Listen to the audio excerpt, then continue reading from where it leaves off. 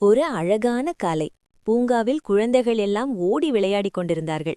ஆனால் அவர்கள் சீக்கிரமே சோர்ந்து போய்விட்டார்கள்.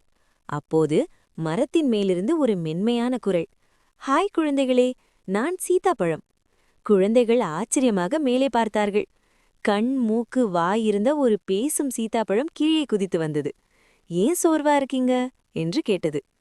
"எங்களுக்கு எனர்ஜி இல்ல," என்று குழந்தைகள் சொன்னார்கள். சீதாப்பழம் சிரித்து, "என்னை சாப்பிட்டா உடனே சக்தி வரும். நான் உடம்புக்கு நல்ல வைட்டமின், ஸ்ட்ரென்த் எல்லாம் கொடுப்பேன்," என்றது. அது சிறிய சீதாப்பழத் துண்டுகளை எல்லோருக்கும் கொடுத்தது. சில நிமிடங்களில் குழந்தைகள் மீண்டும் ஓடி சிரிப்பு பந்து விளையாட ஆரம்பித்தார்கள். அவர்கள் சொன்னார்கள், "நன்றி சீதாப்பழ நண்பா."